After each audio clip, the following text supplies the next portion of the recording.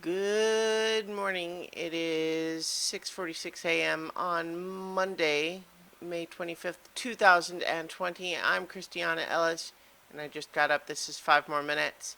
I'm still sleepy. I stayed up late-ish. I mean, certainly later than I have been recently. But you know, I'm allowed. I mean, of course I'm allowed, but I'm not working today because, of course, it is Memorial Day, and I know that Memorial Day, of course, is intended to be uh, a day to reflect on and remember the people who have given their lives to support this country, and I think that's important. Um, I have some mixed feelings about some of the things I've seen recently where people are talking about how uh, like uh, wanting to tie it to the people who have died in the pandemic, only just because that's kind of not really what the day is for. I don't I don't want to pretend to having some like holier than thou attitude about it. I think Memorial Day too often is, of course, just people treat it as just an opportunity for a 3-day weekend. To be sure, it is a 3-day weekend, but yeah, I think it's important to recognize, once a year at least. Um,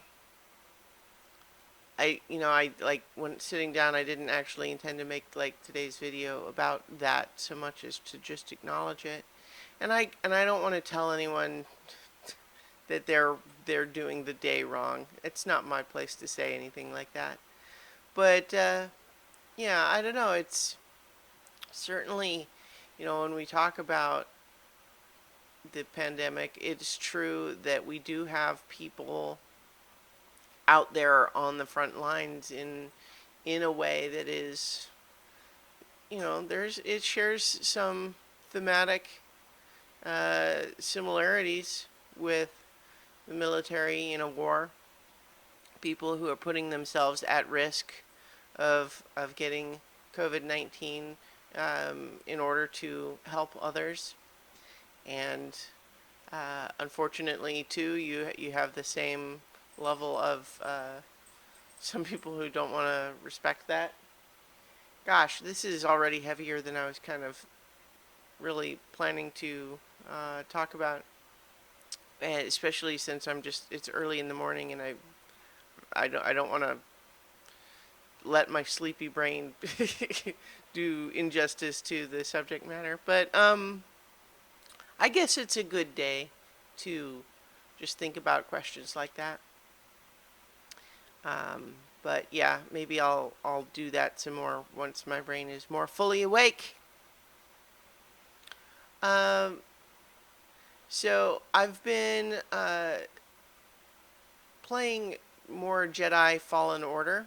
I'm playing it on Steam, and I'm getting pretty close to being done. I think I'm like in the last sort of section of it, and I've been enjoying the game a lot in general. Although, like, I'm a little frustrated that there's one of the sort of arcs of the story really kind of it's a little off-putting in an unintentional way that it highlights without irony one of the things that people criticize like the Jedi for in terms of the broader storytelling of being kind of high and mighty and preaching peace and love and everything, but still going in and killing a lot of people just to get their way. That sort of thing. There's a whole arc in this game where, it's one thing when you're fighting against the Empire, which is harsh and oppressive and doing bad things to people. And it's another to say, okay, well, this is a bad planet. The people here are bad people, and we don't like what they do, and so they're bad people. But there's a whole section here where basically our main character shows up and wants to go to some of their ancient sacred sites because they're important to him. He's looking for Jedi, ancient Force temples, right? But the people who live there basically say, "No, you can't come in." And he says, "Well, you're not going to stop me." And they say, "We are going to stop you." And then so he kills them. And then he kills a bunch more because they won't stop attacking him. And at that point, it is no longer self-defense. They're fighting him in self-defense. You know, like there wasn't even certainly when he didn't want to fight them, but he did not hesitate to do so when they attacked. There was no withdrawing and attempting to negotiate in another way. Like there was just this assumption that because he wanted to go in there and go to that temple and to follow on his quest, that just means automatically that he's entitled to do so, and that anyone who stops him who tries to stop him deserves to die for it. And that's a little icky, I thought, and the story really does not act as though it has any awareness of that, which is frustrating. Anyway, it's a little bit like there was a game called Spec Ops: The Line that had some really interesting ideas in it, and one of those was kind of exactly that whole sort of story beat, which is to say, you know, uh, once you have decided that you are on a worthy mission, you start making all sorts of allowances to yourself about what's justifiable in the name of carrying out that mission.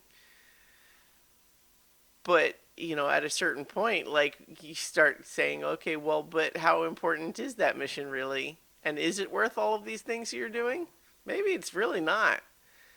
And what makes you so sure that you're the one that gets to decide these things? Yeah, anyway. So I guess that ties in some to the military also, in the sense that, as much as we want to, remember those who have given their lives, I think it is as important to protect our military that we not send them in places where they don't actually need to go. Let's not make them put themselves in harm's way for something that's not actually a worthy goal. Anyway, I'll leave it there, and I will talk to you all tomorrow for 5 more minutes.